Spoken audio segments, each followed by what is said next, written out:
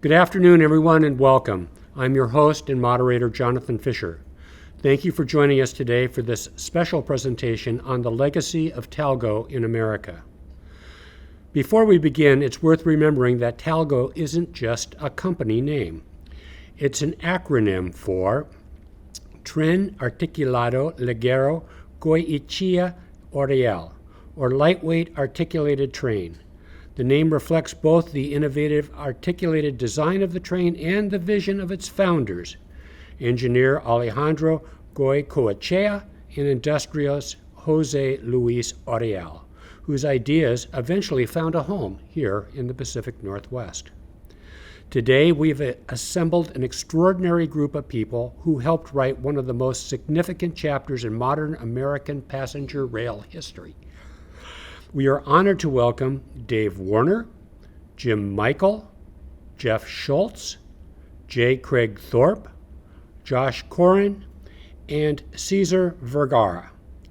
Each played an important role in bringing Talgo to the Pacific Northwest and helping redefine passenger rail service in the United States. Earlier today, we recorded individual interviews with each of our guests, giving them the opportunity to tell their stories in depth and preserve their firsthand experiences for future generations. Those interviews will be released on YouTube in the near future. Now, beginning at 1:15 p.m. Pacific Time today, we bring everyone together for a live panel discussion where those individual stories become a conversation. Before we begin that discussion, I'd like to answer a question that many people have asked over the years. How did a Spanish train end up in Washington State? The story begins in 1991. At that time, Amtrak was searching for the next generation of high-speed passenger equipment to replace the Metroliner fleet on the Northeast Corridor. Demonstration train sets, including Sweden's X2000 and Germany's ICE, were being tested between New York and Washington, D.C. As part of that evaluation, the Amtrak Board of Directors traveled to Europe in September of 1991 to experience several advanced train technologies firsthand. They rode the Swedish X2000, the French TGV, the German ICE, the Italian Pendolino, and the Spanish Talgo. On September 27th, 1991, RENFE, R-E-N-F-E, and Talgo hosted the Amtrak delegation aboard a special Talgo train in Spain. During that trip, and over lunch in the dining car, leaders from Talgo, RENFE, the Federal Railroad Administration, and Amtrak discussed whether Talgo technology might have a future here in the United States. Although Talgo hoped to compete for the Northeast Corridor, there was one significant obstacle. The corridor's high-level platforms were incompatible with the lower floor height of the Talgo train sets, making rapid and safe passenger boarding difficult. Rather than ending the conversation, that challenge opened a new opportunity.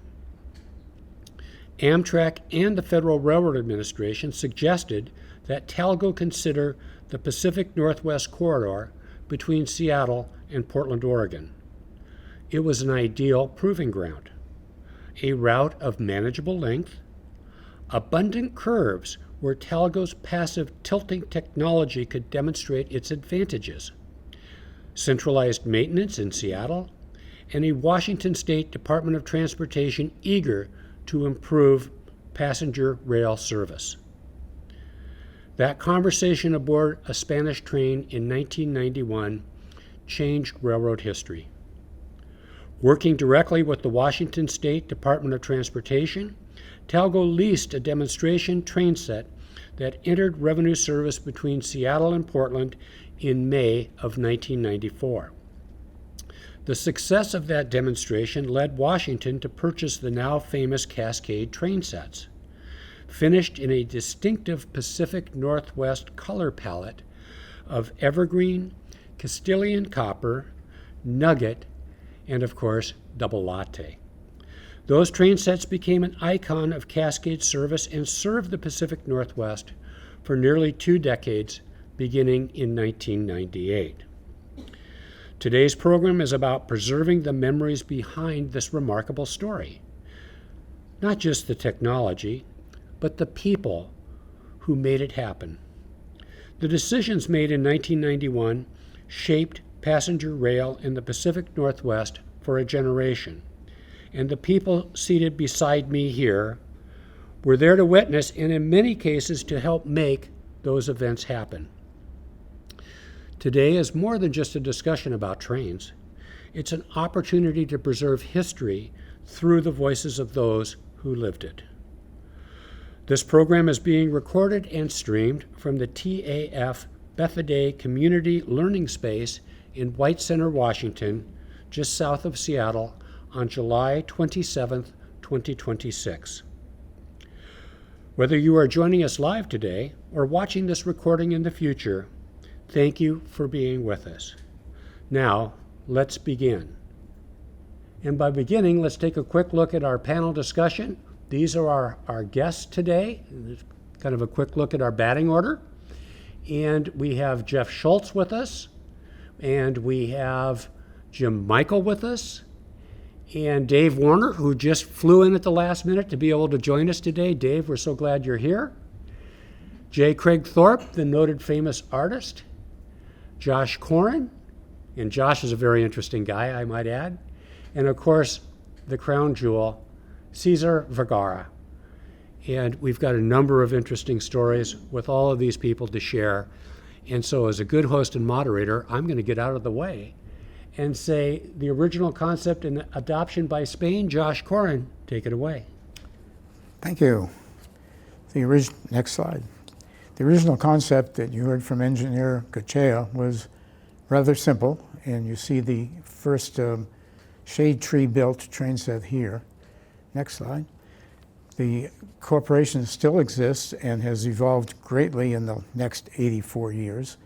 And as you can see, it is now producing state-of-the-art high-speed trains, primarily for Spain, which has the second largest high-speed network, second only to China. Next slide. And the evolution included many steps along the way, including some that we saw here in the United States. Next slide. Early on, there was no manufacturing capability in Spain, so a couple of railroads, actually 3 railroads in this country, bought some Spanish-style trains built in this country. Next slide. The Rock Island had the most distinctive-looking train. That was a General Motors locomotive pulling it, a very futuristic one. Next slide. The New Haven had probably the most used train. It was designed for New York, Boston service. And the next slide, the Boston and Maine had one as well.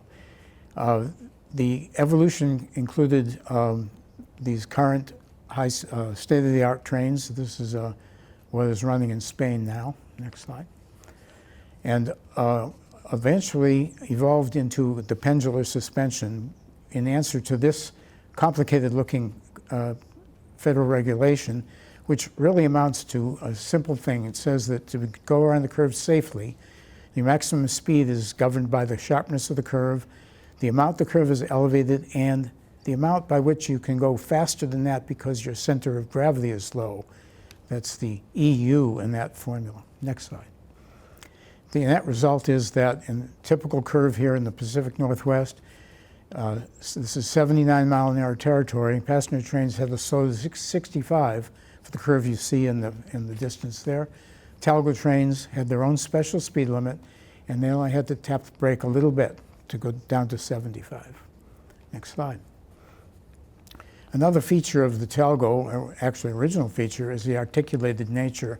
This is important because unlike conventional passenger cars, if there was a defect anywhere in the train, the entire train had to come out of service. You couldn't just switch out of the car. Next slide. Another feature was radial steering. The conventional equipment steers by the taper of the wheel, and the axles are connected, the wheels are connected by a rigid axle, as you see at the top there. The Talgo version has independently rotating wheels, and they're steered by the car bodies to stay in the radial position on the track. It's important because at high speeds, the traditional steering method tends to overcorrect, and it results in hunting. Next slide. The tilting aspect is well illustrated by this slide. The faster the amusement park ride on the left goes, you can see the less comfortable that individual is going to be. He's got to hold on tight as the ride goes faster. But on the ride at the right, the faster the ride goes, the more the seat swings out, and the passenger remains comfortable in his seat. The left-hand ride is the equivalent of what a conventional passenger train does.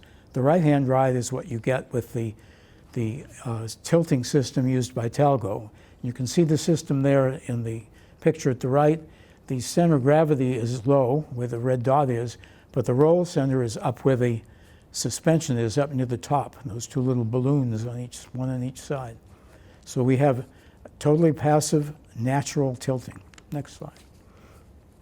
This illustrates the way the wheel set is maintained in a radial position so that we curve smoothly at any speed. Next slide. And what we learned from the early 1956 train sets was that because one defect would take the whole train out, maintenance was very, very important. And the bankrupt railroads, 2 of the 3 we sold the trains to were bankrupt. The Rock Island became bankrupt shortly thereafter. They weren't maintaining the equipment properly, and as a result, it was often out of service. Talgo pioneered the idea of original equipment manufacturer maintaining the equipment. And in the present era, most contracts, I'd say most, many anyway, include a TSSA, a technical support and supply agreement with the manufacturer. Next slide. And from there, we're going to transition to Craig Thorpe. Craig, talk to us about marketing European trains for a potential U.S. market. Thank you, Jonathan, and thank you for the invitation to be a part of this really significant discussion today. Jonathan, you've referenced the different European-built trains that were toured around the United States. And probably, I would say there were, I think, basically 6 different ones. And I had the opportunity as an illustrator, artist, to do portraits of 5 of those 6 trains. Now, if you can bear with me for a minute, put your nerdy hats on. I want to make a comment or two about art, and this indeed may come off nerdy, but roll with me on it. A couple of years ago, one of my colleagues and I were talking about railroad art, calendar paintings, advertising art, all sorts of ways that art has been a part of and inspired railroads. And my colleague, who is a retired linguist, a linguistics professor, said, "Craig, do you happen to know, by any chance, the Greek word that is the root of our word aesthetics?" I had no way of knowing that, but I acknowledged that. And he said, "Let me tell you, it ties in here. The root word is aesthenomai, and it means that beauty helps us perceive and understand something. And it isn't just perceiving and understanding facts, but it goes deeper. It's perceiving and understanding values and meaning." So railroad art is a means of understanding facts, yes, but also the deeper meaning. What is a train? What does it do? Why are we there? So that idea of a deeper meaning has permeated my work, and through this series of images, I've had a chance to work that out and help people understand. Hence, people can say, that painting makes me want to ride that train, which is what all of the European train manufacturers wanted American audiences to say. Jonathan, you can move the slide. You've mentioned the X2000. This was the first of the series of images that I did, and it shows the Swedish train rounding the curve at Gap, Pennsylvania, where it was tested.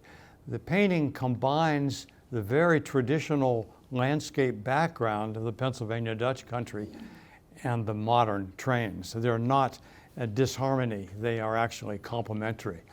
Jonathan, please. Thank you. Here in the Northwest, you've so far, for the most part, seen the blue and white and red Talgo pendular 200s. This was the first painting of the series that I did. And it happens to show Mount Rainier in the background. The setting is along Commencement Bay. Jonathan, thank you. The second in this series is at the Canadian-US border. What we see here is a northbound train right at the famous Peace Arch. The previous painting and this were used by Amtrak in a number of advertising and promotional ways, and this one in particular was significant because it was used by the company as the calendar painting for the 1996 national calendar for Amtrak. One of the other foreign car builders was Siemens, and I'm not going to go into the details here because that particular train and its uses as pictured would fit different markets, but it's just here to show you the different opportunities that those manufacturers were looking for. So we have here the Regio Sprinter. Picture on the left is a hypothetical view at Bellevue, Washington, if a Sprinter train had been arranged to run commuter service around. The one to the right was a series of images for the Grand Canyon Railway and a proposed light rail transit system around the south rim of the Grand Canyon. Neither of these were built, but the images stayed with people. And of all the art that I have done over the years, looking forward to what trains could be, we see the one of Grand Canyon as the best. This Tacoma Narrows Bridge with a BN train and the Talgo Cascades. Next, please. Another option was this one done for the Vegas, Los Angeles opportunity. That never really saw the light of day, and there's still debates about that, but the Talgo had this different form. The most used of all of the images that I've done for Talgo was this one commissioned by Charles and Mary Jo Mott, used by Amtrak to promote the Cascades, and the setting is Napa Vine Hill, south of Seattle. Much of the artwork was used in menus, not just posters, but also mugs, pins, posters, T-shirts and such, and you can see the variety of retail and non-retail products that were used there.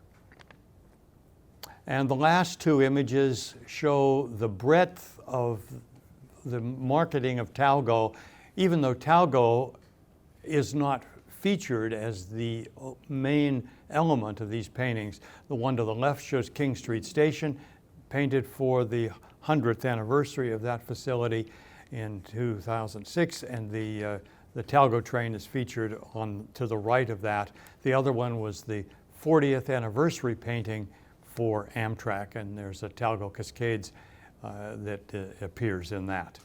So I want to conclude with just this little quote from Susan Rich.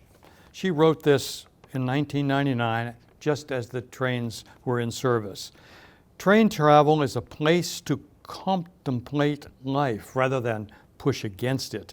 The journey is a luxury for the spirit as much as for the body. Unlike the dejected bus atmosphere or the cold airplane stratosphere, the train trip inspires conversation, seats single passengers together in the dining car, and encourages a mapping of the unexpected. And that's what the Talgos have done. Thank you, Craig. Thank you very much. So moving on now to Jim Michel, Amtrak NEC program for new train sets in the 1990s. Jim. Thank you, Jonathan. The Northeast Corridor high-speed programs go back into the late 60s with the legislation that created both the Metroliners from New York to Washington and the turbo train between New York and Boston. And this was a tilting train set and ran for a number of years, gathering data and experience in high-speed services in the Northeast Corridor. Next slide, please. Part of that program, initiated by the Coalition of Northeastern Governors, was to look at tilting technology for the Boston-New York corridor because of the high curve density, particularly between New Haven and Providence. In 1980, Amtrak leased two Canadian LRC train, used the Bombardier tilting system, and while these were leased, the leases were never extended after a 2-year demonstration, but it provided a look at what was possible in the Northeast Corridor. Next slide. That led to testing using the Talgo trains on the Northeast Corridor, powered by the Roar turbo train power units. And that, again, proved that the passive tilting system of Talgo had applications for this particular corridor in North America. Next slide. The demonstration with the Talgo in the Northeast Corridor provided a look at European technology for the first time, really. Got congressional folks excited, as well as state leadership, and it provided a mechanism for Amtrak to move forward as we started looking at additional train sets going for the whole corridor, Boston to New York, or Boston to Washington. Next. That led to the testing of the X2000. The X2000 in Sweden was unique in that it met most of the US requirements, and it sort of fit the program very nicely. It was a 6-car train with a driving cab, a single locomotive, and it could have been adapted directly into the Northeast Corridor service had it been bought or used as a prototype for what eventually became a Acela. Next slide. Once the Swedish train was underway, the Germans said, hey, don't forget us. We negotiated with the working through Siemens and the German railways. We got a test train from ICE-1, and that basically followed behind the X2000. Again, this provided a look of European technology in real world. I can remember riding on the X2000 one day in revenue service, and I'm sitting in the coach, and all of a sudden, all the people around me are on their phones calling their friends and relatives saying, hey, I'm on this wonderful new train. I've never seen anything like this. Because initially, we didn't advertise which train would have the X2000 because we were never sure. But it stimulated the ridership to really get involved and appreciate what was being offered. Next slide. That led to a Talgo 200 being brought into the United States for further testing, and it was assembled for the Cascadia corridor. Next slide. And here you can see the train sets being tested on the Northeast Corridor. Onward. Again, another photo of that particular program. Next slide.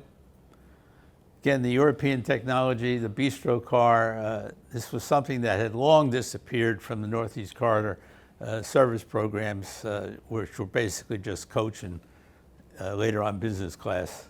Next slide. And finally, in a photo shoot in Washington, we had the Genesis locomotive, which was a hallmark of the next round of motive power for Amtrak, the X2000 and the ICE. Next slide. One of the things that we also looked at was the Danish IC3.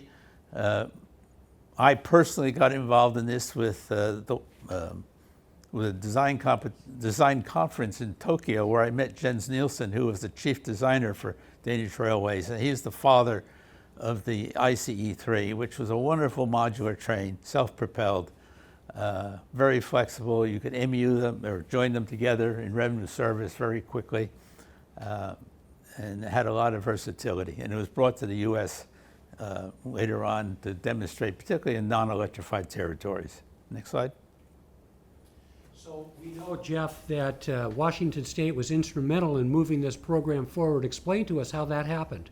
Sure. Why don't we go to the next slide? Beautiful. There we go. So Washington State in the early 90s was beginning to think more about intercity passenger rail.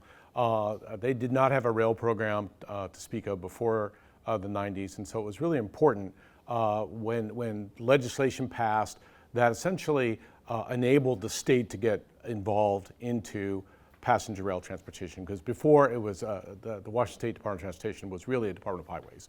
And so when this happened, there was this alignment politically to really focus on intercity passenger rail. We were fortunate at the time to have Sid Morrison as the Secretary of Transportation, and Sid was behind this 110%. Sid was a former U.S. congressman from Eastern Washington, a real statesman, and somebody who could work across the aisle with lots of people. And so he came as the Secretary of Transportation, and then we also had a rail branch manager by the name of Gil Mallory, Gil was one of these people who, that you give him a goal, send him off in the direction, and he would go. And so he was told to build the rail program and make it happen, and he did. And that's when I was hired and became part of the DOT staff back in 1993. And so WashDOT began to examine what could we do to get service on board. And there was no equipment. Amtrak didn't have any equipment. There were no extra pieces of equipment at the time. And so we ended up having this discussion with Talgo about leasing one of their train sets on a 6-month demonstration. And we made it happen. Next slide. There you go. All right. So here's Gil Mallory on the left-hand slide. And this was at one of our press events during the train construction for the Amtrak Cascades. And some of the fun we had, having cake and that sort of thing. But really from a standpoint of the state moved further and faster, I think, than Amtrak wanted at the time. It was like, let's get these train sets on board. And we had, there was a Amtrak official who will remain nameless who did not think we would have much ridership. And we had about 50,000 people during the demonstration, the 6-month demonstration. It just blew away the initial ridership projections that we had for that. So I think it was really showed that there was this pent-up demand for intercity passenger rail service in the Pacific Northwest. And WashDOT was leading the way to make it happen. Next slide. The next slide takes us to Dave Warner. Dave, talk to us about how the Talgo testing and implementation went. It went very well, as evidenced by the fact that we're sitting here. Thank you for inviting me. Pleasure to have you. So what you see on the left is one of the 2 leased train sets that ran in Washington State on the Cascadia corridor. The service was so successful with just one, they wanted another one. And Talgo, here's another one. And it even had a sleeping car. No, I don't know whether it was ever actually used in revenue service because the runs are short here. But so there were 2 trains. They did have to be tested in accordance with the Federal Railroad Administration standards to operate on the corridor, which was actually very easy back then. When the trains first arrived, they ran at normal passenger speeds, the P speeds that you saw on the slide earlier in the presentation. They had to make sure you could go up and down the railroad, not hit stuff that was along the side. It's a fairly small profile vehicle, so that was not a problem. Cleared all the platforms, essentially cleared all the hurdles to run in service. What you noticed in the images that, say, Craig painted, there was a locomotive in the front and nothing in the back. That's because there's a cab car in the back. Now, it didn't run backwards. It was not a push-pull service, so the trains did have to get spun at both ends or turned around on a Y, which had some operational challenges, I think, particularly at some places in the line where there wasn't a Y right where the station was. So if we go to the next slide, we wanted to get higher speeds. The travel time between Portland and Seattle, I believe, was around the 4-hour mark. That's right. And by just going faster around curves, we could cut that to 3 hours and 30 minutes, which is a big deal. It doesn't sound like a lot, but it is a big deal marketing. So Amtrak, Washington State, and BNSF were very cooperative. We all got together and went out to test the train at a higher cant efficiency. So Josh was talking about how fast you go around the curves. The railroad people measure it in terms of cant efficiency, which is essentially 1 inch of super elevation per about 5 miles an hour. It's a good enough thumb rule, and it works on the curves up here very well. So we took one of the leased sets, put a locomotive on both ends, which enabled us to go back and forth over a stretch of instrumented track, which you see in the middle picture. The shiny part of the rail are some strain gauges that, and probably accelerometers too, we had, that we used to prove that the train did not exceed any of the federally allowable accelerations on the track. We had to convert them into forces. BNSF was very concerned about the additional the wear of the rail caused by the wheel, which actually is kind of backwards from what usually happens. Rails are the best wheel grinder you're going to find. Wheels generally find the profile of the rail. So we went back and forth up to 8 inches of cant efficiency, which actually was limited by the locomotives, big heavy beasts that don't have any tilting to them. A lot of bounce, no tilt. And during the testing, you can see it was single track. A coal train came by, and we had an instrumented track. So we watched what happened as a coal train came by. 268 or 86,000 pounds of coal in each car. And after looking at the results of how much force was being applied into the rail, my boss at the time, Ed Lombardi, turned around to the BNSF guy and said, do we get a credit for the low wear on the inside rail now? So the testing was successful. We got permission to run, I think at that time it was up to 5. So ultimately, yeah, we got the waiver at one shot. The waiver was for 6 inches. Right. BNSF wanted us to run at 5 inches because if perchance the rail changed its geometry a bit and we technically went at a 6-inch speed over a curve, I mean, that's a finable offense. So the inch in there was to make sure that BNSF wouldn't get fined.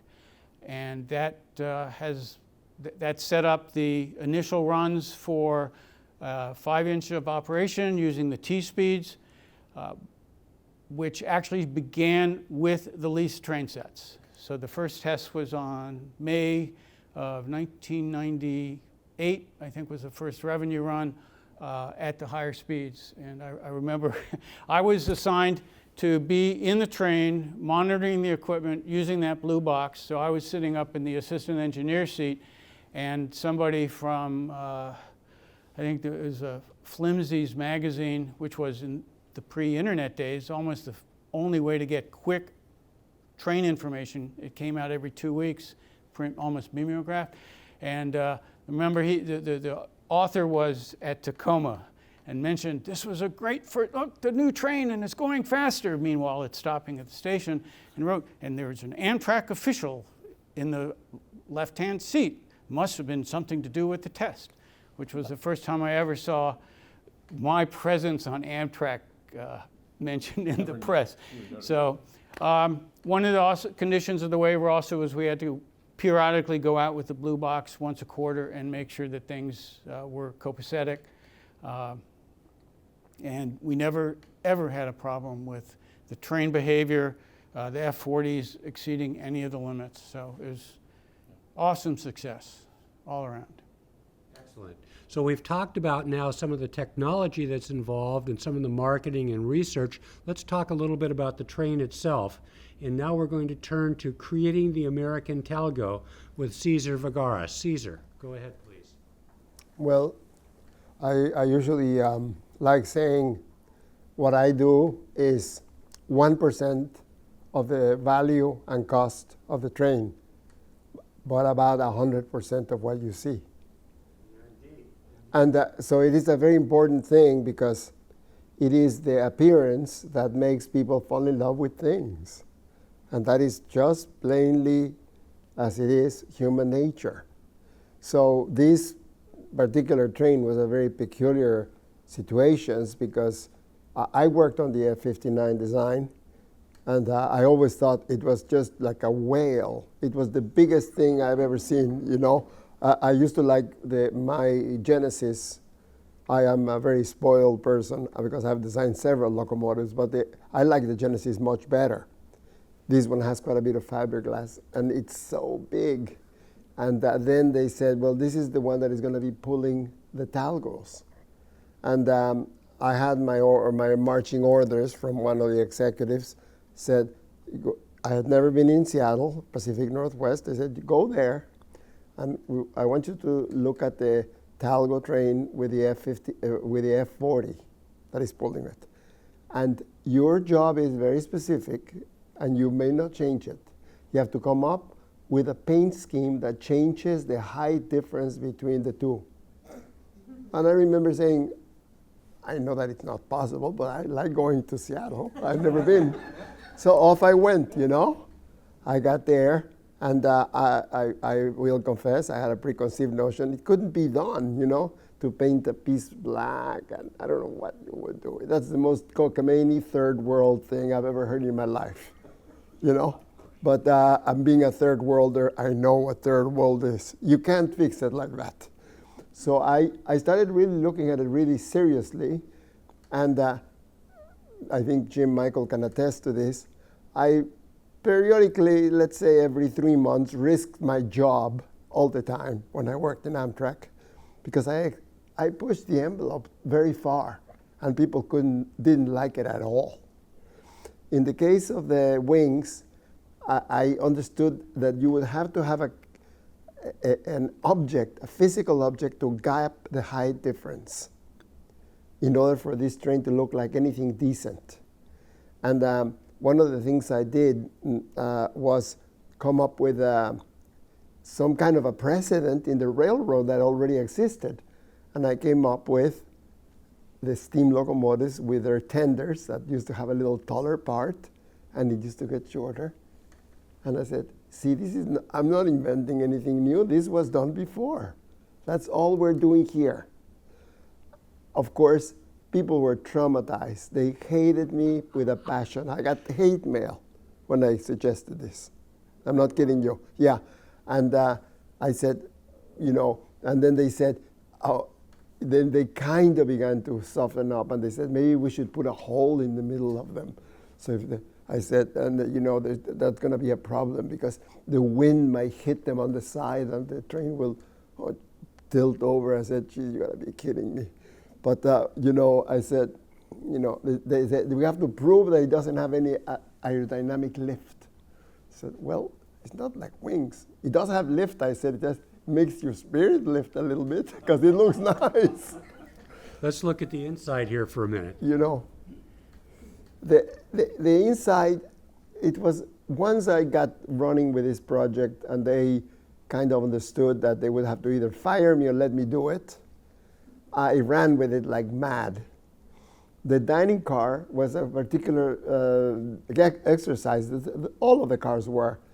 It had these little dividers between the booths, and I came up with this little scheme that I used to call bear paw marks, because I was walking through the woods here in the Pacific Northwest, and I saw a mark that looked like that, and someone told me, that's a bear paw. And I said, okay, I'll use that, and we came up with that idea for the scheme in the glass, and we used copper color, and all the colors, without exception, are based on the nature's colors of the Pacific Northwest. So it made it very, the whole idea was that when you sit there to dine, you would look out the window and the interior wouldn't conflict with the exterior. So you would bring the exterior of the beauty of the Pacific Northwest into the inside, and perhaps vice versa.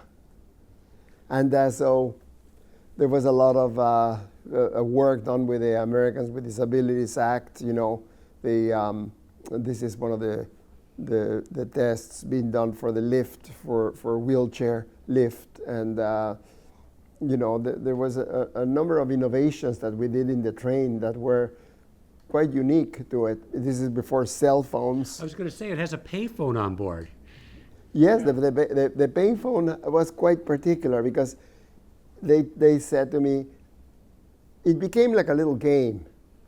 I will say no names, but there were many executives that would always try to burn me, shoot me in midair, you know? They said, that's baloney. You can't have a phone that a really tall person can use and a person in a wheelchair can use. I said, Looks like it works for okay, me. I mean, you can do that, but anyway, so I did a lot of little experiments, and I came up with this phone that was mounted in this position. Whatever normal height you may have, you can easily dial, and if you're an extremely short person, you can lower the seat and call from there, and if you're in a wheelchair, you can still do it. Yeah, And so it was one of my favorite. I always like to come back. It's almost like playing tennis. Throw me a hard ball and I'll throw you an even harder one back. I just don't understand how you could have a payphone though on a train if you didn't have cell service. They didn't have a wire. Well, no, we had these things called uninterrupted power source, Oh. UPS, Okay. and they were a box of some kind of electronics beyond my pay grade. Exactly what it did, Okay. but it made it possible for the train to have a phone and you'd be able to call from the phone.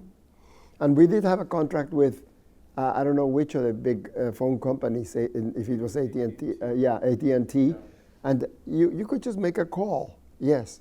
So that was like kind of like a precursor of others. And you know, I know cell phones are wonderful, but they're also society's destroyer.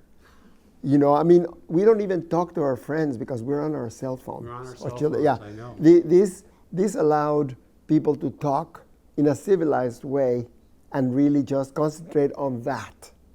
Right. And I like that. This is something that I think Jeff Schultz and others, we had something to do with it because we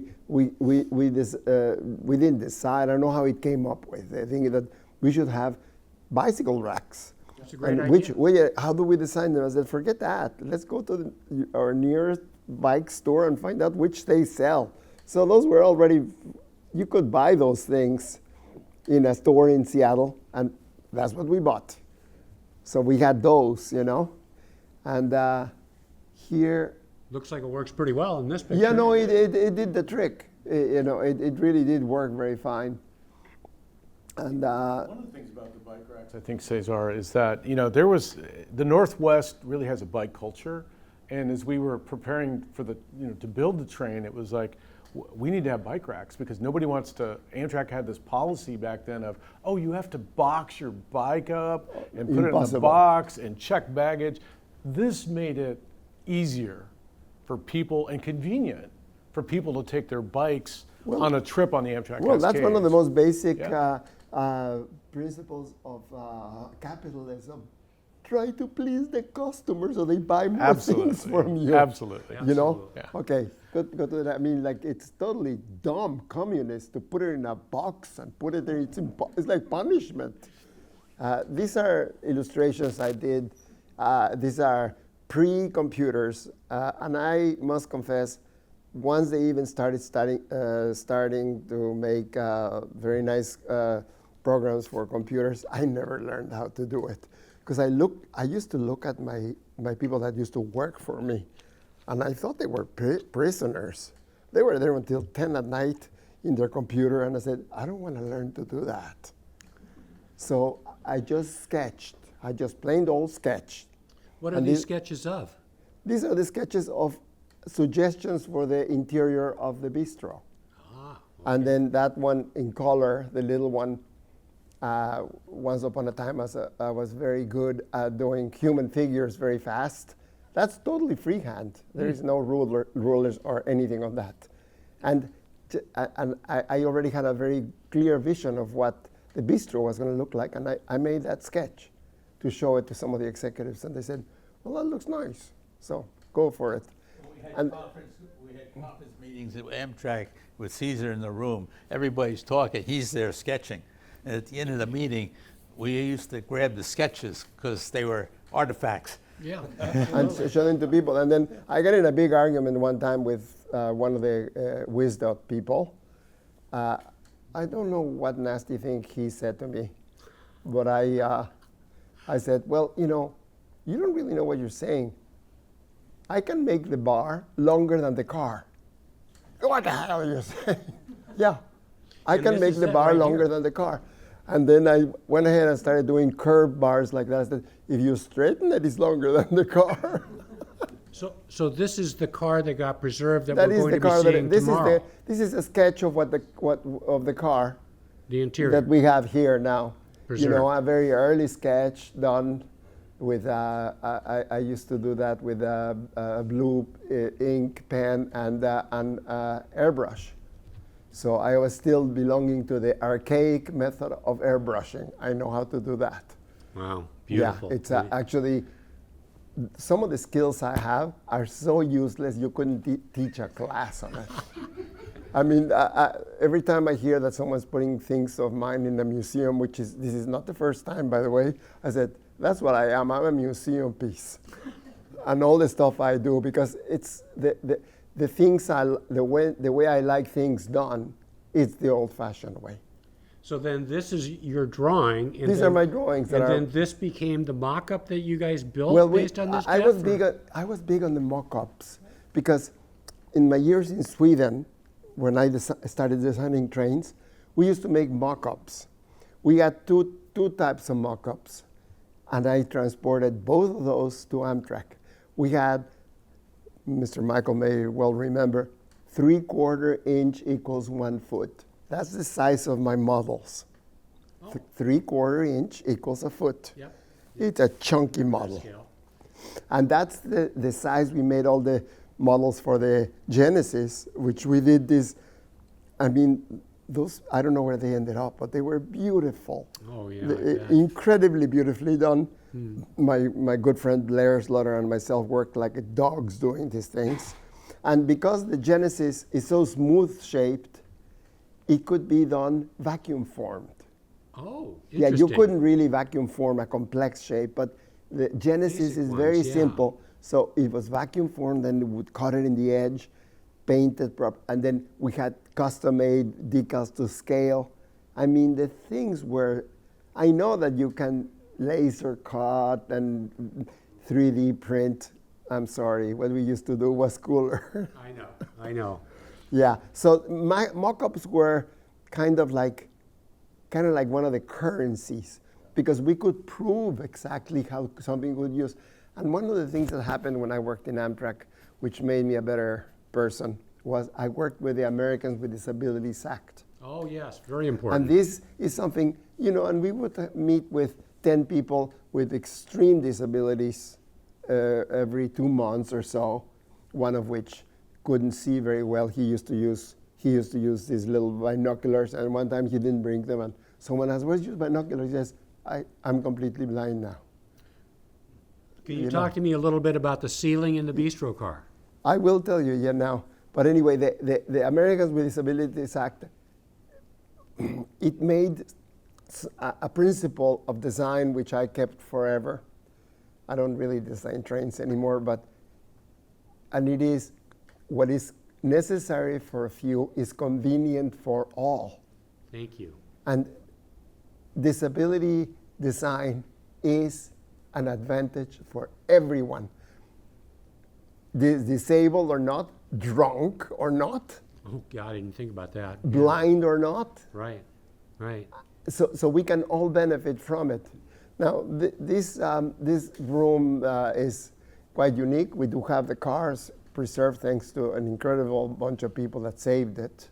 Yes. And the ceiling, I was looking at the space once we were coming up with a shape, and I said, and they told me, the Spaniards, we have this they call them the horse tails. Oh, They were like this thick with 1,000 little fibers. He says, we can make we can put the little lights anywhere you want them. You shouldn't have told me that. So you created the So Milky Way? I realized, you know, the Pacific Northwest map, it kind of matches the shape of that ceiling. So I came up with that. I came up with some attractive colors that I would make it out of. And then we kind of like customized it a little bit. And we put a few hundreds lights in the communities that it served.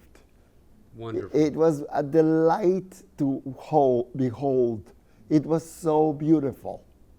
You know, I remember writing one time late in the evening when it was dark, and looking at the ceiling and the lights, and you could swear that you might be looking at stars. It was like, it just really a very, it's a minutia of what the real artists in the world have done, because this is very, very small significance, but it is that type of thing. It's trying to achieve greatness. Yeah, well, let's look at a few more images before we go to our mid-program break. So here's another picture of the bistro ceiling. That one was the Las Vegas train. That's the Las Vegas Oh, train. that's Las And Vegas then the Las Vegas, I don't remember who was the person guiding the Las Vegas effort. I think it was Gil Mallory as well. Okay. Even though he was not a Las Vegas person. And they said, come up real quick with something else that is not the Pacific Northwest, because this ain't the Pacific Northwest. Apparently the map between Las Vegas and Los Angeles is pretty damn lame. So kinda you straight couldn't use and that. Yeah. So I said, so what do we do, you know? And I said, why don't we put some stars, you know? And at that point, the what's the name of that space telescope? The Hubble. The Hubble was the hot word. That was the hot thing. So I had someone find pictures of the Hubble that were, I don't know if they were public knowledge. I probably broke every law in the books. I should be in jail. Yeah, that's okay. But, you That's know, why we love you. used those pictures and we put the lights right in the Andromeda, you know, and it was quite beautiful. And the interior was done all in reds and blacks. I'm looking at the color palettes here of the interior of the bistro, and they're a lovely sort of late 90s patina, aren't they? Well, you know, I mean, we try to work on every detail, like the little lights there in the scones. I mean, Yeah. I was always fascinated since very young age at submarines where the torpedo comes out, that shape. I thought it was amazing. So we're going to talk to Dave And Warder that's about kind submarines. of a little bit of that, you know. And so they're just basically trying to come up with the same theory as I'd said earlier, trying to bring the exterior beautiful colors into the inside. And then there it is, Let's the talk outside, about the the exterior for a minute here. Yeah, go ahead. The exterior is, I told you earlier in our conversation, I had this idea, whether I'm right or wrong, I have no idea. But I wanted to create the last streamliner. That's what I meant to do, the last streamliner. Is it? Is not for me to say. It's sure beautiful out in the wild. We need to keep moving. Here are a few more shots, part of the cityscape. We can see the fins, a couple pictures by some of the people here today. In the exterior design, the challenge solution, you can see the problem on the left and your solution on the right. That's what it is. Yeah, I exactly. mean, it is And just really not doable with paint. No, you wouldn't be my able to fix opinion. that on the left. with- Maybe some with other just person paint. that is much smarter than me could do it. I can't. And there we see a pair of fins hooked Well, together. this is a very unusual picture I took. Yes. Because this is what I call accidental good design.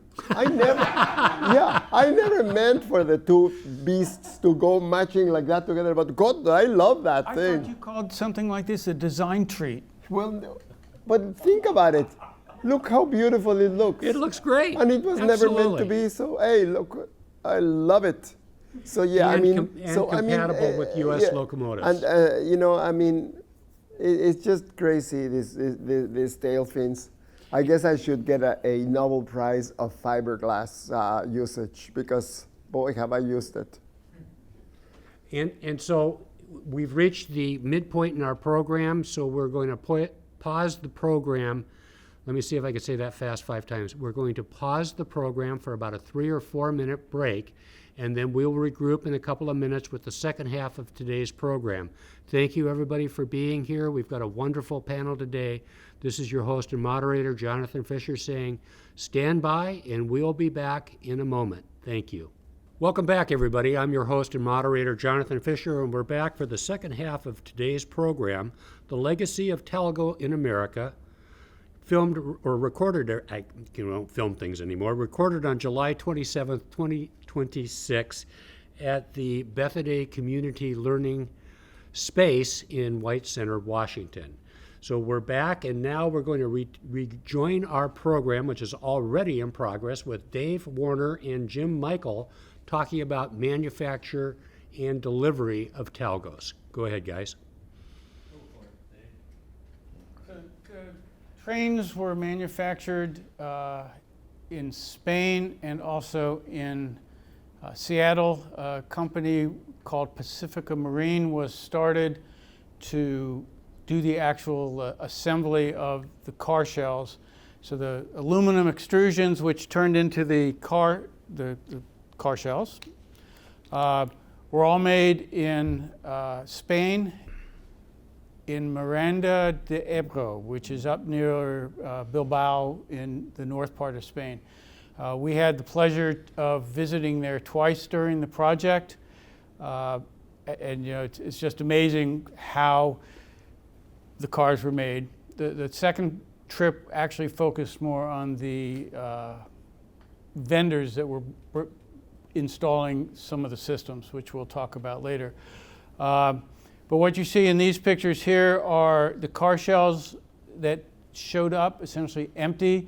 What the gentleman in the upper right, it's the upper left photo, which I guess is how you're seeing this too. Those are shrouds that go between the cars so that they actually are more aerodynamic of them. So they really were assembled in the United States, which was great for Buy America and all that good stuff. We go next slide. So as much fun as the trips over to Spain were, we did have monthly meetings here in Seattle, monthly program meetings, and this was very early in the age of laptops. And so there were a couple of us who had laptops. My role as the assistant project manager was, by definition, the coffee and donuts and note-taking. It obviously became a hell of a lot more than that. But in this picture, I am the handsome gent on the left side of the picture, and that is the printer that I carried around in a bag that I still have. It's been through a lot, let me just say that. But that enabled us to actually have minutes to the meeting available as soon as they were done. We'd also go out to lunch, 2, 3 o'clock in the afternoon rolls around, and sometimes the discussions got really either bogged down or just came to a complete halt. And at one point, the meetings came to a complete halt. And one of the gentlemen in that picture, and I'm not going to say who, just spouted out, "You sank my battleship," because it looked like we were all just sitting there staring at the board game of Battleship. The other gentlemen in there are identified. Unfortunately, they can't be here with us today. I think they're both still walking the face of the earth. But both the Talgo and Washington State and Amtrak, the team of people who got together, they wanted to make the project work, and they made it work. There have been projects that I'm sure some of you have been on that you really wonder whether the people you're with want to make it a success. But we really wanted to make it a success, and we're able to pull it off. So if we go on to the next picture, this is pieces and parts, as we like to say in the business. We're installing wiring. All the wiring was hand installed in the car shells here. Those are the rolling assemblies in the lower left. and we'll talk about them in a second. Seats installed in a car, that's actually the Las Vegas set that seats were being put in while the other train sets were already almost ready to be tested and put into service. I will point out that the purchase of the sets was Washington State bought 2, Amtrak bought 1, Amtrak was going to lease 1, and then the Las Vegas train, the blue and silver one, that was built by Talgo on spec, and all that was required was that our QA folks at Amtrak and Washington State DOT, we used to call them WSDOT, sorry, it still sticks. Yep, WSDOT. They would do the QA for essentially for free, which is what we did. And I mean, it seemed normal to me. This was my first big project at Amtrak. My second big project was that fast electric train in the Northeast Corridor. So it was fascinating to be able to be on both of those at the same time.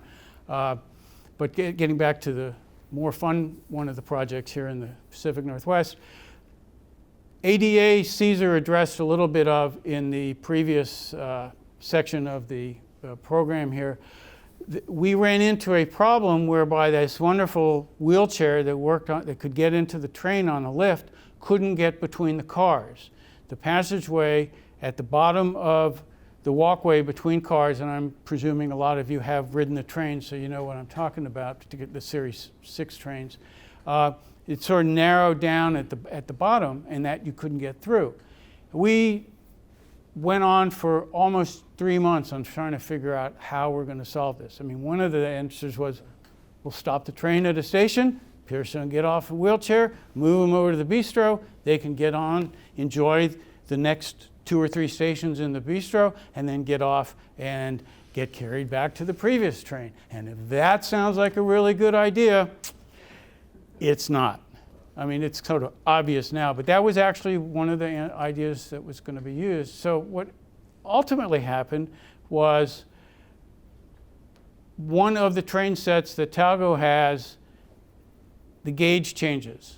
And Spain has wide gauge track, and therefore they had their wheel sets had a wider gap between the wheel well, if you will. It's not the actual term, but because the wheels were further out, the superstructure was further out. And when Talgo actually was threatened that we almost killed the project over this. If it wasn't good enough for ADA and convenient for others, as Cesar said, we were just going to walk away. And the lawyers were drooling over that. Talgo came and said, we'll use these. These work. Look, you can get a 36-inch interior for going between cars. And it was great because the end of the business class that came up against the bistro car, both ends of the bistro car, both ends of the dining car, and one end of a coach car all became ADA. So this does choke me up. On a 12 or 13 car train, there was a 4-car area where wheelchairs could just go back and forth. And when the ADA, the folks in wheelchairs came over, they were like having races. It was. So kudos to Talgo for figuring out a way to do it without killing the project. Kudos to Washington State and Amtrak, but more Washington State, of this is what we got to do. And that's living proof of what Cesar was talking about with, ADA, it is not an inconvenience. Where I come from now is all these curb cuts, and they're great for wheelchairs. They're also really good for strollers. And if you have strollers, you say, well, I wish I'd had them when I was a kid. And wheeled luggage. And wheeled luggage now too. So now we go on to the testing. And Jim, you're going to talk about that? I wasn't there. Or Jeff will talk. Jeff will talk because he was there. I only rode halfway. So this is one of my favorite memories. Is when we took the train set down to Pueblo and tested it. I was with Kurt Laird on this. He was the general manager for Amtrak at the time, and so the AAR has a test track there in Pueblo where they test equipment up to high speeds. And so what we did was we started off at 10 mile an hour, and then you do your braking tests and you say, how long does it take to brake? And so you do this sort of measured testing of the train as you go through this whole process, working up to eventually 120 miles an hour. So what we did was we worked through this whole process during the day, getting up to higher speeds, running it along, testing stability, all that sort of stuff. So we had 2 F-59s on the train, and we got it up to 124 miles an hour on the test track in Pueblo. And then unfortunately one of the water pumps went, and so it was like, oh, we're not going to quite make 125, but nonetheless. But the test was a great success. Everything worked as expected, and we were very pleased with the results. So then testing in the Pacific Northwest. Yeah, and so this is one of the demonstration trains shown in this photo, but obviously, running the equipment in the Northwest, and as we talked about earlier, the key testing with getting that higher unbalanced speed, getting basically 25 minutes off of the schedule between Seattle and Portland was crucial. And it was part of the goals of the program to get travel times down between Seattle and Portland to be auto competitive. And so it was crucial to the success of the program to do this. And having the right piece of equipment that would enable this to happen was really a great win for us. I want to point out is that there was no extra special testing done with the Series 6 trains beyond what had been done with the original trains, except the FRA required run the train on the railroad and make sure it's compatible. The trains out of the box were qualified for 5 inches of for 6 inches operated at 5, because the rolling assemblies and how they were suspended was identical. Despite even the change in the actual superstructure, they were functionally the same. And in those days, the FRA was much more agreeable to, that worked, that's the same, that's also qualified. It's not quite so easy nowadays. Normally I don't like to chime in, but I do have to admit that the visual of this train compared to the final product is, it does look like it's like sawed off or something, right? Versus having the fins and the paint job It's really like a real false note. Yeah. Yeah. So now let's move on to Cascades Service and Rider Appreciation with Jeff Schultz and Craig Thorpe. Take it away, guys. All right. Jeff, you want to start? Great. Well, I think, obviously we've got your artwork up there, Craig, in terms of that. And, I know you and I collaborated about this particular piece of artwork in terms of the location. I mean, we had some conversations about what's the right place for this, and you could actually, in the background, just see Mount St. Helens. I think that was one of the things you wanted. So that was great. Well, let's go to the next slide. One of the things that was really crucial was to have good service on board the Amtrak Cascades, and having a Northwest look and feel, but also pushing the envelope on service on board the train. So when we had the Leased train sets, which you see here on the right on the slide, we really pushed Amtrak to do things besides having like Folgers coffee. And this was in the early 90s, and it was like, how about we get Starbucks or Seattle's Best or some gourmet coffee? And it was like, you thought we were asking for something that was unobtainable with Amtrak, but we made it happen. How about we have something besides Bud and Miller for beer on the train? Why don't we get a Northwest microbrew on the train? And this was this time period where more upscale food and beverages were being launched, and so that was critical to this. And so that was part of the service that made it exciting. One of the things here on the slide on the left, I just want to point out, this was the only time one of the trains went to Las Vegas. That picture's actually in California. And so one of the Leased train sets, the second Leased train set before we brought it up to the Northwest for service, went to Vegas and back on a demonstration run. So that was kind of the unique, one of the unique runs that the Talgo actually made in North America here. I want to go to the next slide. I think some of the other things about the train service here, that's really notable are the stations as well. You see behind the Centralia station here, and there was a whole program of upgrading the stations for the passenger. The Centralia station, the Kelso station, Vancouver, Washington, up to Bellingham. There was this whole effort by the department working with local communities to upgrade their train stations, because this is what the customer sees. When a passenger gets off the train and this is your station, and disrepair, and so fixing those up was really crucial for the ridership to give this the service to kind of bring it to a state of something that people would feel safe, feel secure. It's clean. Have bathrooms that are nice and not from the 1950s, and so there was a lot of that going on. So the Centralia station is a great example of that, but also the ones I mentioned as well. I think the other thing that's really important about this is that whether it was snow or we get this thing called rain here a lot in the Northwest, riding the train in a dark winter night is a great way to get between Seattle and Portland, whereas I-5 can be a nightmare in terms of that. That is not a fun drive in the rain. And so the all-weather mode, as we like to say, whether it's snow, whether it's sunny, whether it's rainy, the key was to provide good service for the customers and for the riders. Yeah, I want to jump into that, Jeff. The folks at Amtrak and WSDOT would occasionally do special events. I remember when we went around the state with the Pendular 200 trains before the Cascades were built, and the public turnout was always very positive. People were enthused, and in a number of these events, the folks at Amtrak invited me to sign posters of the paintings. Oh.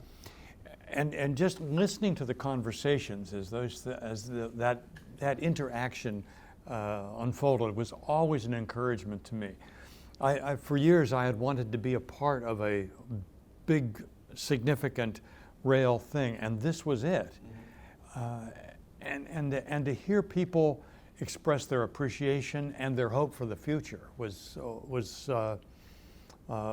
I don't know what I was expecting when I went into it, but really appreciated that. I think one of the places that we went to, and let me back up just a moment.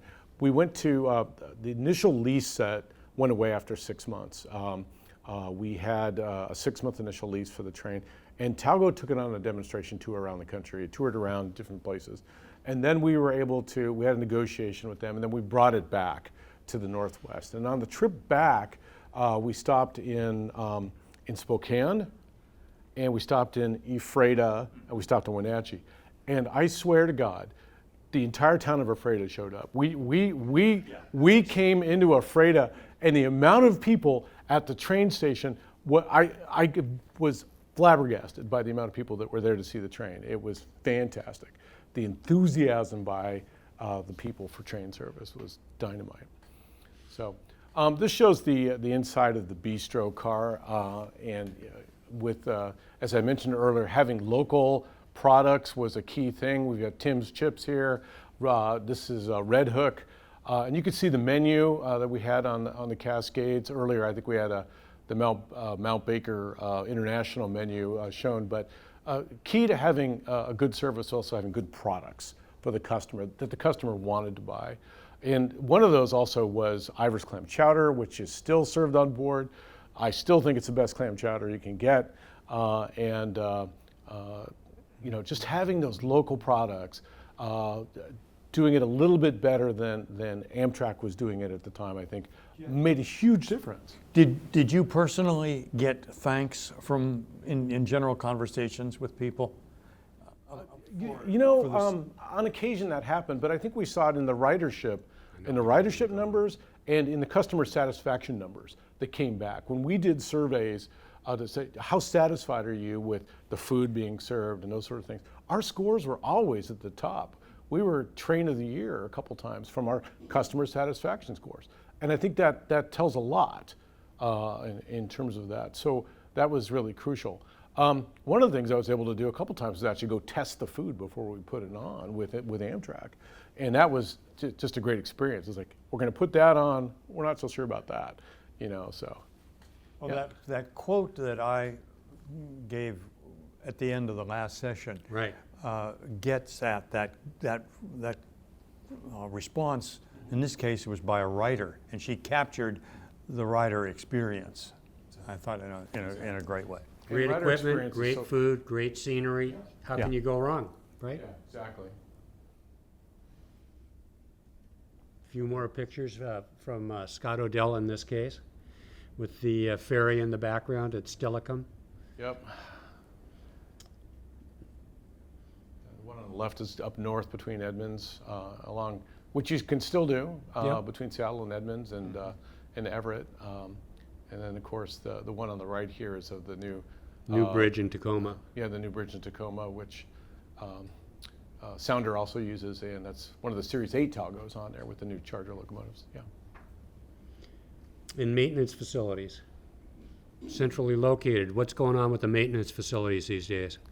So you can see these. This is the old maintenance facility just south of at Holgate. Holgate's the yard there in Seattle, which is kind of an interesting place in that Holgate goes right through the middle of the yard there. It's rather unusual, but nonetheless, there's a lot of construction going on here, and there has been for like 20 years. This whole site has been redeveloped since Amtrak really took over the ownership of this back in like 2000. And there's a new diesel shop that's been built there, a new office building for Amtrak that's there, and right now they're constructing a new service facility for the Aero train sets that are going in here. So that's going on as well right now. But this is how the trains are being maintained there in this facility at Holgate, and you can see how they were. I think that's the wheel train machine there, as I recall. Could be, So yeah. Is that what that is, Josh? As I recall. The Talgo requires a very special wheel towing machine That's right. because it doesn't have a continuous axle. Right. And that Oh, was that makes always sense. an issue when we started looking at where could you run Talgos. It always came down to the wheel towing machine, which was a unique Talgo product. Oh, Yeah. okay. I didn't know that. Yeah. So who were our partners in all of this? There were a lot of partners here, and you can see obviously Amtrak, but WashDOT took the lead in really developing Amtrak Cascades. Oregon Department of Transportation, crucial partner for the service from Portland South in this, has been wonderful to work with. BNSF Railway, of course, BN before, but the folks like DJ Michel, he's been retired for some years, but he was instrumental at BN and subsequently BNSF Railway in terms of developing win-win solutions to the service, how we could develop the capital improvement program to work with the railroad to get the right improvements at the right locations such that freight trains could get out of the way of the passenger trains, critical to make the overall program work. Having somebody like Kurt Laird in Seattle was also instrumental to be able to have the right agreements, to get the service done, to somebody who understood how Amtrak works, which is challenging for those who even work in Amtrak. So, and he knew the ins and outs. He came from a railroad family, and Kurt was fantastic. And then, of course, Union Pacific as a partner south of Portland as a host railroad was also on board with this and allowed the Talgo equipment to operate. So expanding the Talgo Fleet 8, Josh Coran, your turn. Talgo Series 6 was operating under grandfather clause from the Federal Railroad Administration because it did not meet the 800,000 pounds of buff on line of draft that had been required for conventional equipment since 1912, basically. It was established for wooden cars. When we decided to try to expand in North America, we figured we couldn't depend on such a waiver or a grandfather clause. So we designed the Series 8 to meet that requirement. It added about a ton of weight to each of those cars, really quite unnecessarily, but we did build them in Spain and tested them in a laboratory there, and qualified all the components, and then we tested the complete cars in Germany, in Leipzig, Germany, in a lab that was specially set up for that. So this was a totally compliant train, met all Federal Railroad requirements. And then here's a drawing of the train configurations. We'll leave that conversation for the viewers to discuss. Two varieties. This is these are the, well, next slide is the picture those are the trains we built for Wisconsin that ultimately became orphans because the political parties in charge of Wisconsin changed, and so did the desire for trains. And Oregon bought some train sets that were very similar, but a few different interior configuration changes. This is typical coach. All the restrooms were accessible for by wheelchairs. That'd be kind of tough to run a passenger Wisconsin train had on. some. Wisconsin wanted to buy 2 train sets so they could expand the Hiawatha service to the state capital of Madison over this kind of track, 10-mile-an-hour accepted track. They got a federal grant to bring this track up to 110 mile an hour, and they turned it down. They sent the money back to Washington. I think they've brought this track up to 30 miles an hour now. And they're the freight talking rail about bringing operator- service back to Madison someday. Maybe someday. It'll take another change of heart. What got shipped to Nigeria, by the way? Well, the orphan train sets from Wisconsin, we tried to market them all around the country. We almost sold them to Canada. There's more than just the country. We had interest in the Gulf Coast, but ultimately nobody bet, and they went to what I understood to be a rapid transit line in Nigeria. It turned out to be a commuter railroad. I warned them that this train did not have a locomotive, and they'd have to find one light enough to haul it. They claimed that that'd be no problem. And then after they bought the trains, they asked me how much each car weighed. And I told them honestly, we didn't know. I knew what the wheel load was on each axle, and I gave them that information. But apparently they have run it on this commuter line. It's just I don't know, 15 mile long or so, I think the slide says. It's probably the only commuter operation in the world with a bistro car. But they're running it, they have it now. And the abrupt end of the line, Jim? Yeah, unfortunately, all good things come to an end. And a fateful day in 2017 at DuPont. They had an accident. It's an overspeed accident, not the fault of Talgo. The Talgo equipment did just fine.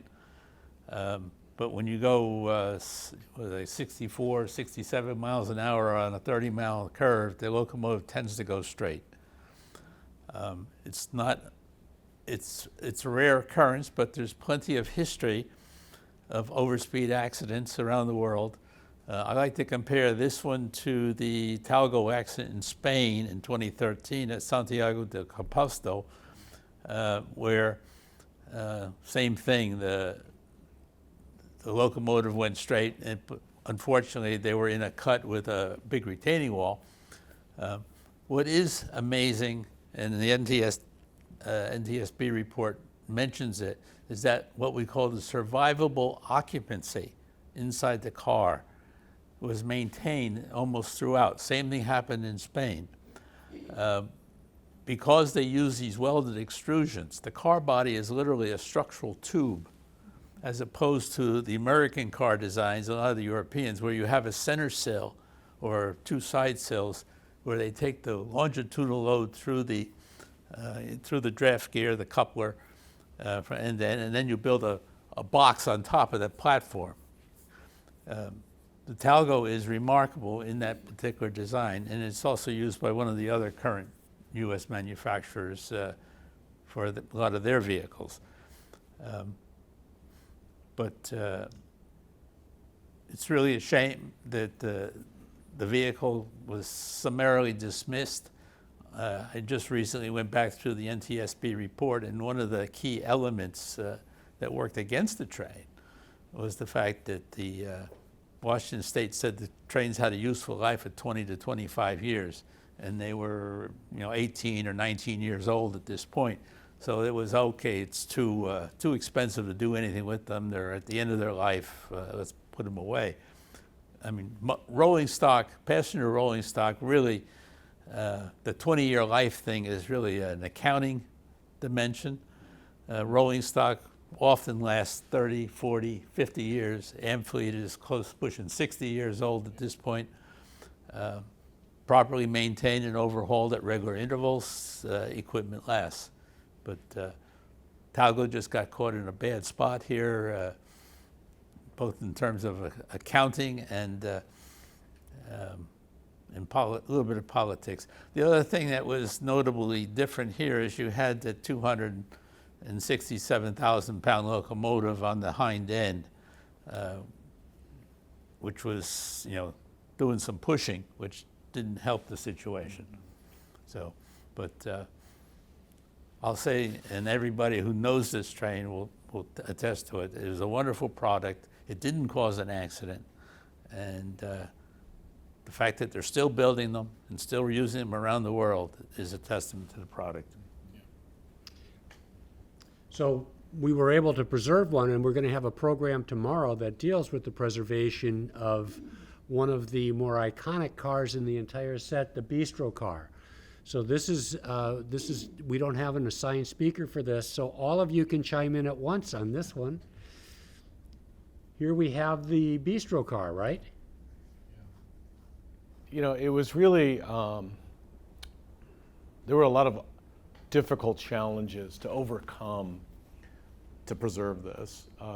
Initially, we had hoped to, there was a whole group of us here, plus some other folks who had hoped to preserve perhaps an entire train for the museum, and we had talked with Richard over at the museum. And when WashDOT went to sell these, we weren't sure, how to bid, how much to bid, and at the end of the day, they went to the two state sets went to a scrapper for about $25,000, which really disappointed us, and we weren't able to preserve one. And subsequently, we set our sights on the remaining Amtrak ones to potentially preserve those, and had made some efforts to talk to Amtrak about preserving it. But at the end of the day, they sold them to a scrapper as well. Fortunately, this particular individual was very accommodating in wanting to preserve some history. And so when we reached out to Rail Exco and Adam there, they were willing to part with one of the bistro cars. And this was, at this point in time, they had been shipped from Seattle to Indianapolis at the Beech Grove shops. And so subsequently, we had to move it back to Washington, back home, shall we say, back home to Washington. Right. And but the museum was able to preserve this example. At least we have something left of Amtrak Cascades to preserve for future generations here. And here we, yeah. I'll jump into that. Please. The event tomorrow will include a ribbon cutting and acknowledging Cesar's design work and celebrating what you did, Cesar, in bringing the disciplines of great railway design from the days of Raymond Loewy and others into the present. So you'll be honored on that. At the moment, the bistro car is inside the train shed at the Northwest Railway Museum. The longer plans call for a new display roundhouse on their property with a dedicated spot to showcase that vehicle and other ephemera that's a part of the collection. And we've got some new service coming, building on the tradition of our older service. Yeah, it's great to see. Here we have the new Aero train set that was being tested the other day between Seattle and Eugene and back. And I think that the enduring legacy of Amtrak Cascades and design here is that the continuing Amtrak Cascades logo, the paint scheme, continues to permeate the service. and it has this timeless look and feel here for the service. The other Amtrak services, California has a paint scheme, but it's not As iconic as this one. It's not as iconic. I mean, this really tells you Pacific Northwest, right? The colors tell you it's Pacific Northwest.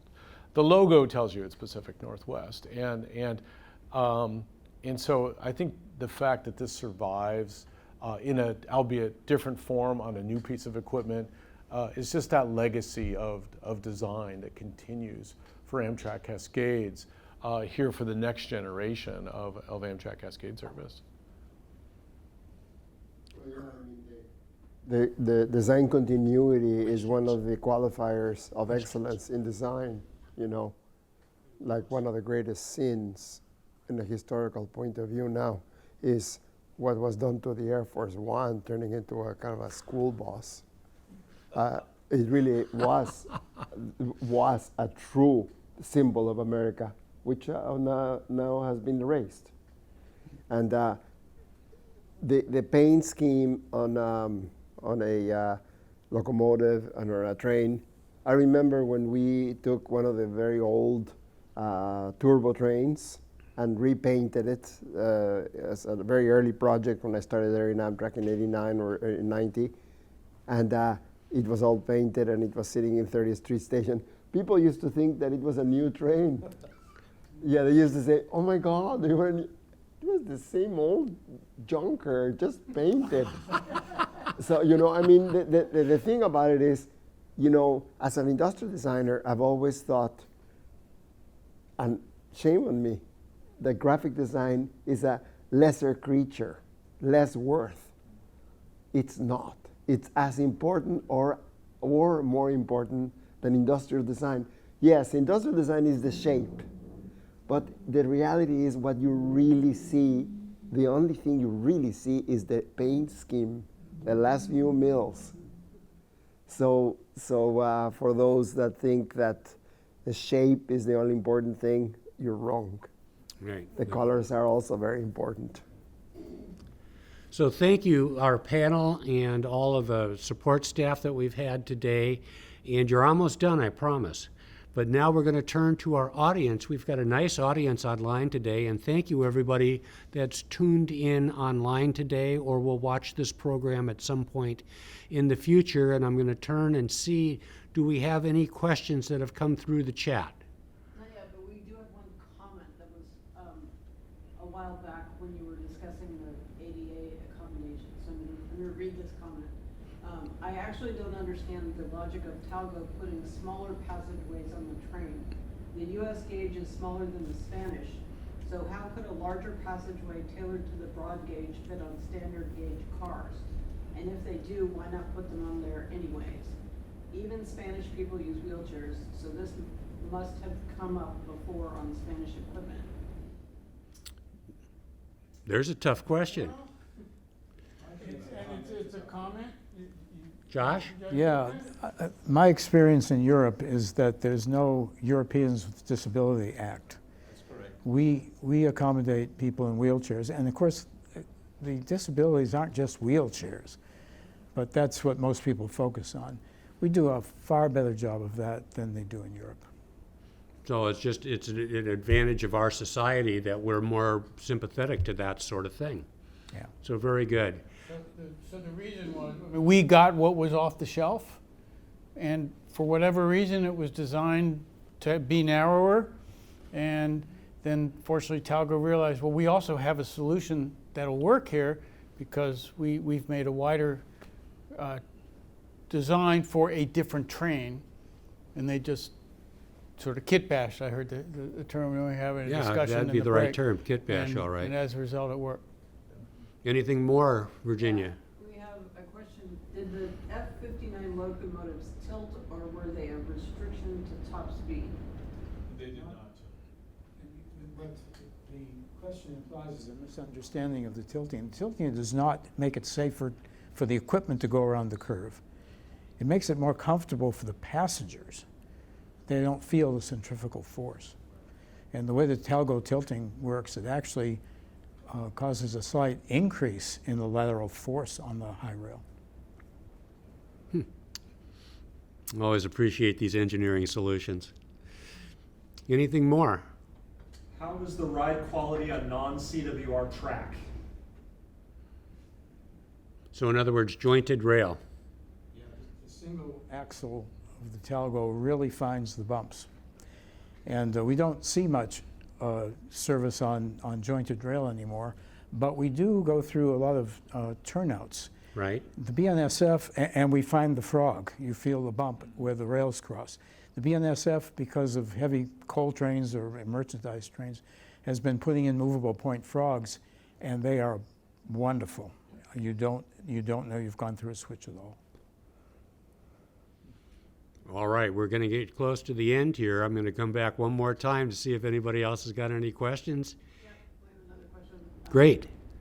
Are there any old EMD F-59 PHIs that are surplus and could join the Talgo bistro car at the Pacific Northwest Railway Museum?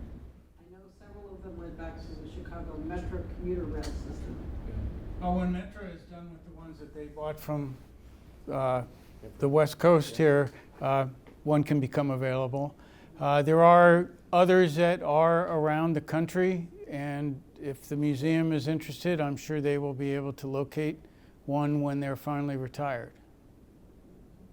There you go. Good questions and concise answers. We got another one? We have one person who wants to ask a question, but we can't hear you if you speak, so please type your question in the chat and we can read it for them. So we'll wait for a second while they're doing that. While we do that, let's just take a minute and look at some of the credits. We're going to thank our panelists today, and we're still doing questions. And this is July 27th, 2026 at the Bethaday Learning Space here in White Center, Washington. Thanks to our panel. You can watch today's program in the future on YouTube. And our video streaming was Autochrome Media, Joshua Wiersma, and Jeremy. We appreciate you guys very much. This is a production of the Pacific Northwest Archive. And I already warned him, so make room up there. Jonathan Michel, you need to go on camera, and we need to give you a big hand on behalf of our entire group.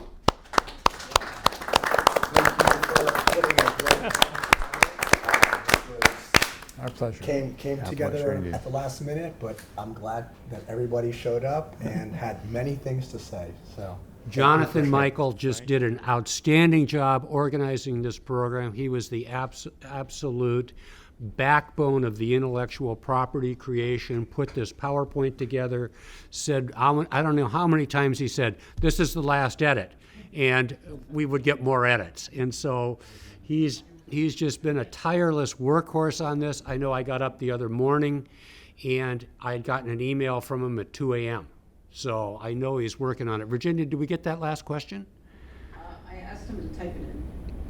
Well, you know, Say it on mic. Tell him to type it you need to type in your question into the chat, otherwise we can't hear you. So we're going to hold up for one more minute so that you can try to get your question in, and we'd love to be able to entertain your question, but we need to be able to know what it is so that we can do that. And if not, you know, there'll always be time again. We'll be meeting with these people in the future. We've got a program tomorrow. Remind me of what our schedule is tomorrow. Does anybody know off the top of their head? I believe we're starting at 1 o'clock at the Northwest Railway Museum In Snoqualmie, Washington. Snoqualmie, yeah. And you're going to have a dedication and a little program this complements that program, as I recall? Exactly. They Right. work hand in hand, don't they? All right. And then there will be an optional train ride from the Education Center to Snoqualmie Falls, stopping at Snoqualmie on the way back, and then a return to the Education campus. It's going to be fun. Did we get that last question? I think he's typing. Okay, well, let's sit tight here for a second, folks, and we'll get this question in. This has been a fun project, and I've enjoyed getting to know some of you who I didn't know previously, and renewing friendships with some of my very dear friends on the panel today, and this has been great. An unrelated question, will there be a meeting broadcast of tomorrow's event? I don't know the answer to that. That's I wasn't hired for it. no, that's the Northwest Railway Museum's decision. So we don't have an answer to that. Virginia, did we get the final question or not? Ooh, final question. I don't like that idea. Or the final solution. That's even worse. Yeah. No. There we go. Oh. Oh, good. I had the occasion to ride train 513 in 2015 from Tacoma to Portland. The ride was smooth, and being an engineer, I was able to determine how the engineer was running the train. The tilting on curves was comfortable, and overall, the trip was good. So it was a comment, not so much a question. Well, just reinforcement of the great job you Another guys did. satisfied customer. Another satisfied customer. Right. Check. All right. So thank you again to our panel, and our panel, Dave Warner, Cesar Vergara, Jim Michel, Jeff Schultz, Craig Thorpe, Josh Coran, of course, our producer, or actually our creator, Jonathan Michel, and I'm your host and moderator, Jonathan Fischer, saying thank you, everybody, for being here, both now and the future. And on behalf of all of us, so long for now. Goodbye, everybody. Thank you.